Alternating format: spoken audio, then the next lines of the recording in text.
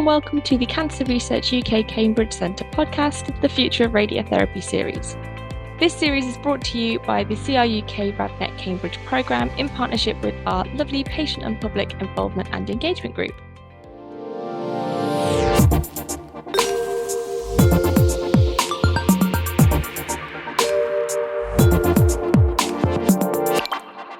Hello and welcome to today's episode. I'm joined by Andy and Helen to talk about adaptive radiotherapy, what it is, and how this can change the way we deliver radiotherapy. So for this series, our patient and public involvement representatives, so for this week we have Helen, are here to ask the questions that you would want to know and to discuss the perspective of our patients and the public when considering new research.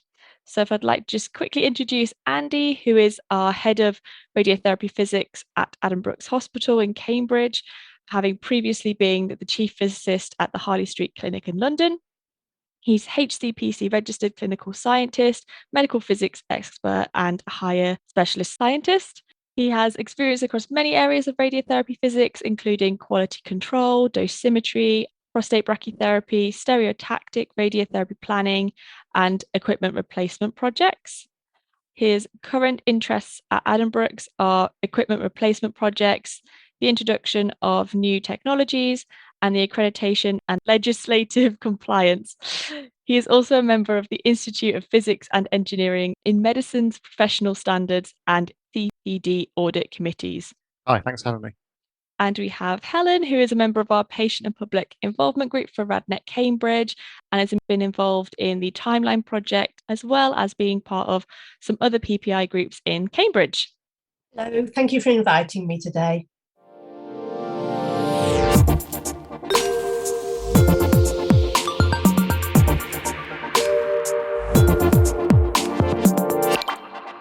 To start with, Andy, could we find out what we mean by adaptive radiotherapy and what adaptive radiotherapy is?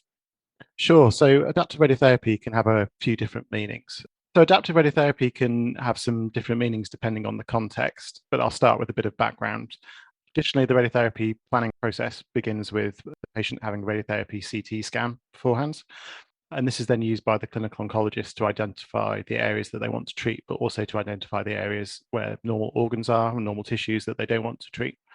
And then once we've got that CT scan, we would then create a tailor-made individualized plan for each patient. So that planning CT scan at the beginning is a snapshot in time taken before any patient would start treatment. So during the course of their treatment, a patient might lose weight, for example. When this happens, we would assess whether it's better to then re-optimize the original plan that we created for that patient, taking into account that they perhaps lost weight. And we would call this offline adaptive radiotherapy because we perform this process in the background while the patient's undergoing their treatment still. But over the past 10 years, we've increasingly been able to take images of patients before they have treatment. So we take different scans to check that the patient's in the right position. So this has been great because this has already contributed to sort of more accurate radiotherapy over the past 10 years.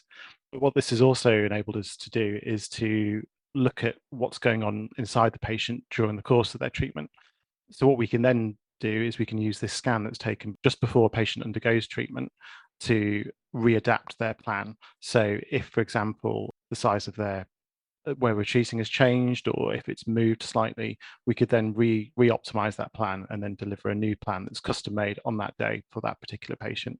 So those are the sort of the two main areas of adaptive radiotherapy, so offline and online adaptive. And when you say re-optimize your plan, you mean sort of almost like re-outline different areas and potentially see if where the dose planned to go is actually going where we intend it to be. Is that right? Yeah, exactly. So we know from experience that organs can move slightly. So maybe, for example, in pelvic radiotherapy, the rectum might have moved closer to where we want to treat, or it might have moved further away. And then what we can do is we can then either, if, say, for example, the rectum's moved closer to where we want to treat, we could reduce the amount of radiation that it gets on that day, but also at the same time maintaining the amount of radiation that we want to give to the area to be treated. So it's all about incremental gains in terms of reducing the amount of radiation we give to organs which we don't want to treat, but at the same time making sure that we give the right amount of radiation to the areas that we do want to treat. Amazing. Thank you, Andy. And I'd also like to introduce Helen. You're a part of our patient involvement group. Could you tell us a little bit why you wanted to join us at RadNet at all? Yes, so I'm a former breast cancer patient, and when I was undergoing treatment, I really began to appreciate the debt that I owed to everybody who'd gone before me, who'd been involved in research, the patients and all the academics and clinicians. And so I really felt that I wanted to join in something where I could make a little bit of a contribution of my own. And when I first heard about RadNet, I thought, well, oh, that's not for me because I didn't actually have radiotherapy.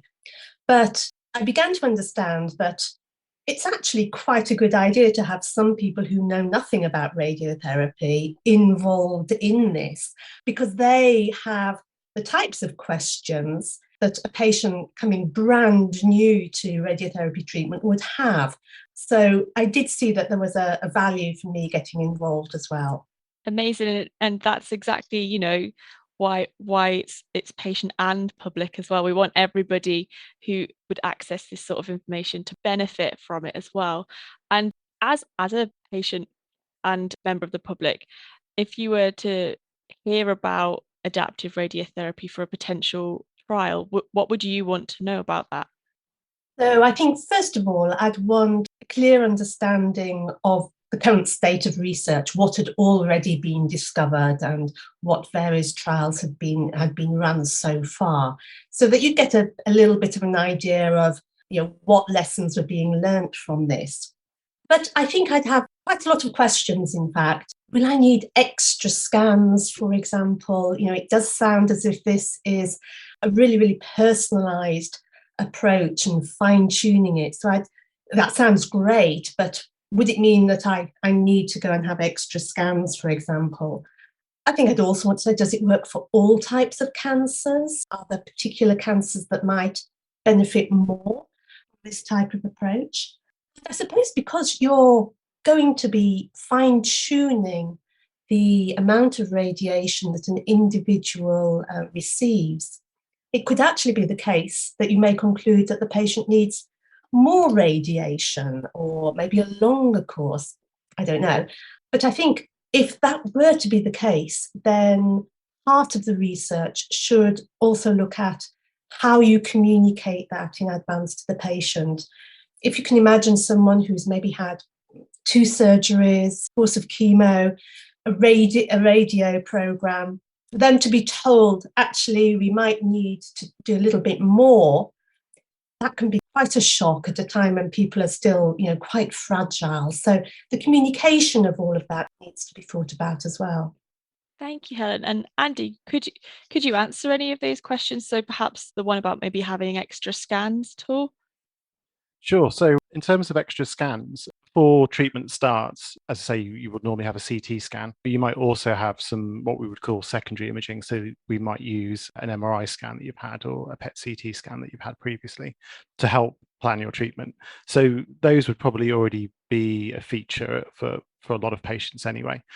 But in terms of how many scans the patient might undergo during adaptive radiotherapy, as I mentioned earlier, we're in a very imaging. We already utilize a lot of imaging pre-treatment, so we would utilize those scans prior to your treatment starting anyway.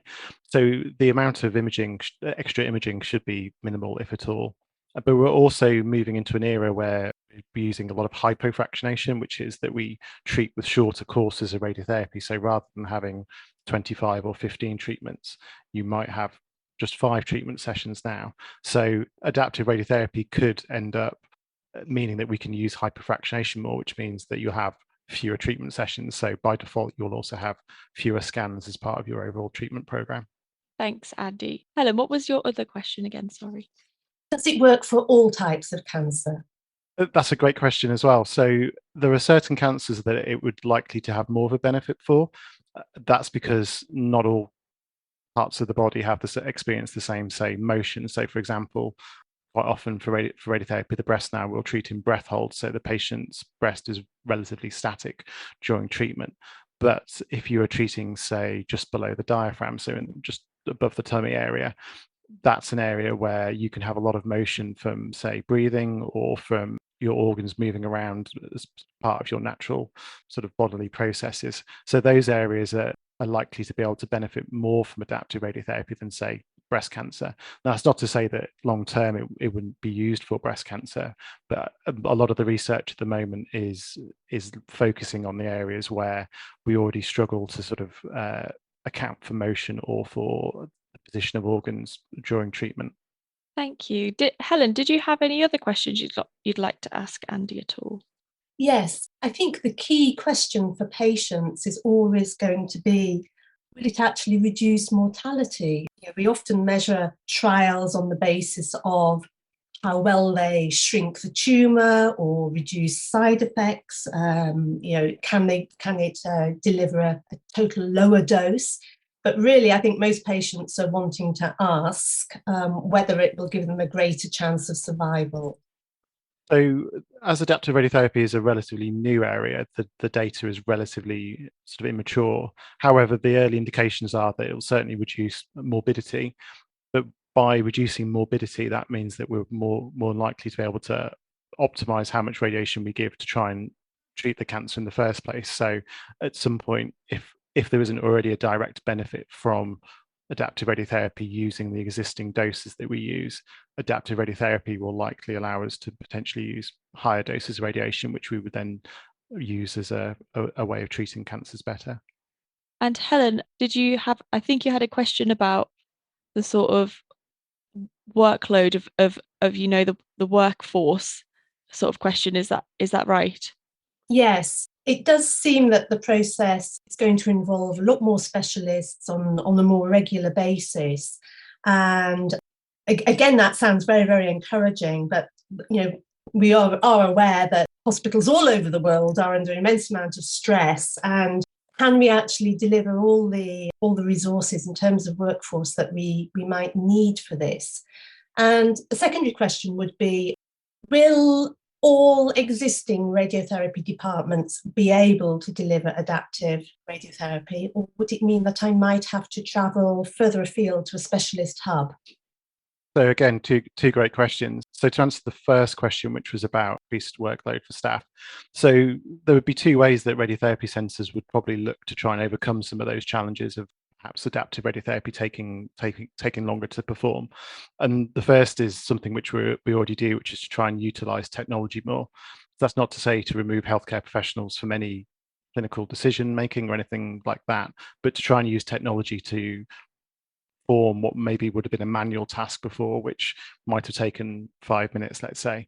So if you could use a technological solution to do that almost instantly, but then have it verified by a healthcare professional, that would be one way of speeding up the process or making sure that the overall length of the process isn't longer. The other way that we would look to try and address any increased workload is by looking at staffing models. So perhaps looking to expand the roles of our already highly skilled workforce through, say, advanced practice. And that would mean that some of the roles that were traditionally taken on maybe by a clinical oncologist could be performed equally well by, say, a radiographer or a medical physicist. And what that does is lets hospitals optimize how they use their staff, so that maybe the clinical oncologists who initially we would require as part of an adaptive radiotherapy workflow would then eventually be able to take a step back from that and pass the responsibility on to some different groups. So that's two ways that we would potentially try and get around any increased workload from adaptive radiotherapy. And then your second question was about whether you might need to travel further afield and whether all departments would be able to offer adaptive radiotherapy. So when thinking about online adaptive radiotherapy, which is this sort of next iteration of adaptive radiotherapy, it's still in its infancy in the UK, so not a lot of centres forming it. But as more centres purchase equipment as part of their replacement programs to be able to offer adaptive radiotherapy, I think you'll start to see more centres that can offer it. And also we might end up in a situation where you might get regional hubs that do it. So maybe not every centre, because it's quite specialist, and you'd want to potentially have a group of individuals in one centre that got lots of experience in it. But with other technologies that we've had introduced in the past 10, 15 years in radiotherapy, they've started off in handful of centres, and then as experience has increased around the country, more and more centres have them. So that's something which I think we'll see evolve over the next 5 to 10 years. It's interesting because as another sort of staff model that I've seen with some really quite high-tech adaptive radiotherapy. So Helen, there is a machine that has almost an MRI scanner and is also a radiotherapy treatment machine combined. And their sort of staff model is to have so traditionally in a radiotherapy center, a traditional treatment machine will have radiographers staffed all day on the machine, whereas on the combined machine, they tend to have, maybe when they first started as well, radiographers, physicists, and the clinician all sort of as a team at the time. And when they did the first sort of scan to say, okay, this is where they are today, they would then, like Andy said, do an online sort of plan on the day with that sort of multidisciplinary team there. And that's how they've started their staff modeling for those really, really specialist machines. And then what they're hoping to do is to then, as Andy said, upskill the radiographers to almost take a bit more of a lead, so that when in the future you don't necessarily always need that multidisciplinary team, but you've trained the radiographers in that new skill to then take that forward. So I think that's something quite interesting going forward with more of this technology and adaptive radiotherapy as a whole, is that it might start off with this multidisciplinary team all working together, training together, and then as priorities change and it becomes more standard practice, it's then given to the sort of radiographers and those that will, traditionally staff that machine, if that makes sense. We've kind of covered this already, Andy, but my understanding, as we've mentioned before, is that we already have some adaptive radiotherapy already in practice. How could adaptive radiotherapy treatment plans change the sort of day-to-day running of a department or the standard of practice in radiotherapy? As I said earlier, we already use sort of this offline adaptive process for, say, when patients lose weight. We also have another type of adaptive radiotherapy called prospective adaptive, which is, for example, with bladder cancers, where we might have plan of the day. So before a patient would start treatment, we would generate 3 plans which would correspond with different sizes of their bladder on a day-to-day basis, because the bladder is obviously an organ which grows as it fills with urine. What I would see happening going forwards is those things wouldn't necessarily go away. So for maybe head and neck cancers, we would still utilize this offline adaptive approach, where if a patient loses weight, we would assess it and then adapt the plan if we thought it was beneficial. But then I think the areas where we're more likely to see online adaptive radiotherapy being used is in areas where we know that the internal anatomy on a patient would change on a day-to-day basis. So in the upper or lower abdomen, for example. So what we'll do then is we'll be tailoring patient's radiotherapy plan to their tumor position shape on each day. And sort of go back to one of the things which I think was mentioned earlier, we wouldn't be looking to add or subtract the number of treatments probably from a patient's schedule. What we would be doing is that we'd be making sure that we were delivering the right amount of radiation which was planned to be given over their 5, 10, 15 treatments when they're with us. So I think that's probably where we're going. And I think in the UK, as with the rest of the world, we've gone through iterations of treatment complexity like this before. So back when I was starting in radiotherapy, we went through the intensity modulated radiotherapy paradigm. So that was where we could really adapt the shape of the radiation that we're delivering to patients. And then shortly after that, we had an image guided radiotherapy era where we could use imaging every day to check the position of patients accurately and make sure they're in the right place before they were treated. So I just see this as another iteration in how we make our radiotherapy treatments better for patients. It does sound really reassuring for a patient, actually. I think many patients are always so worried about the collateral damage that might occur to any of the tissues surrounding the tumour. So to know that your team has really identified the exact location on a day-by-day basis of the tumour and other organs, I'm sure will give people a lot of confidence and help them feel a whole lot better about the treatment. I agree, Helen. Andy, could you see any of the sort of challenges that might come in our way when implementing adaptive radiotherapy, and how could that sort of impact practice as well? So we've touched on a few of the potential challenges with implementing adaptive radiotherapy. So one of them, as we've discussed, is that initially treatment slots, the time taken might be increased initially, although there is data out there which is showing that as centres get more experience with adaptive radiotherapy, the length of the slot is actually coming down. So eventually we should be able to perform adaptive radiotherapy in a what we would call a standard length treatment slot. And then another one is obviously experience and staff training. So the radiotherapy community is quite a small one in the UK, and actually we are very experienced at sharing practice with each other. So as centres come online with adaptive radiotherapy, there will be that knowledge sharing that goes on within the community as well. Brilliant, thank you. Helen, given what Andy has said, can you see how this sort of treatment technique could change radiotherapy in the future? Yes, I think we talk a lot about personalised medicine these days, and this just is another great example of how you as a patient are really being treated as an individual, and everything is being done to address your particular condition and your state of health on that day of treatment. And so it's a far cry from years before, when you just felt that the treatment team were just following almost a recipe. They had the book in front of them, and they were told this is what they had to do for a patient with this condition. And now that you're seeing so much attention being paid to each individual patient, I think that's just a marvellous development. It really is.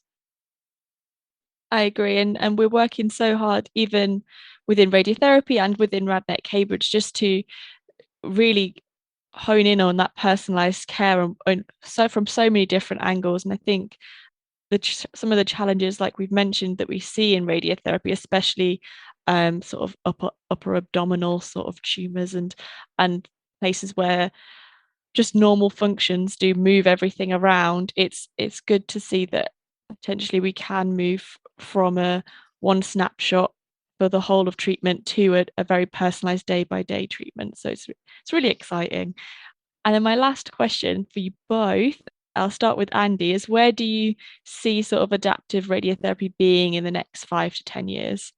I think the first thing will probably be seeing the early clinical data maturing. So these trials which are going on at the moment, seeing the data that's coming out of them, which hopefully should show that there's an improvement in both in terms of the efficacy of the treatment, but also reduction in morbidity from radiotherapy treatments. So then once we've kind of got past that first stage, then the second would be seeing the increased use of adaptive radiotherapy across the country, and as you said earlier, it becoming a standard of care for everyone. As Helen said, we're in the personalised care era, so anything we can do to further enhance that, I think, is a good thing. Brilliant, thank you. And Helen, so where would you like to see adaptive radiotherapy be in the next 5 to 10 years, or what would you like to see in radiotherapy in the future in general? I think one of the things I'd really like to see is the removal of fear about radiotherapy. It just does sound such a daunting process when you first hear that might be on the cards for you.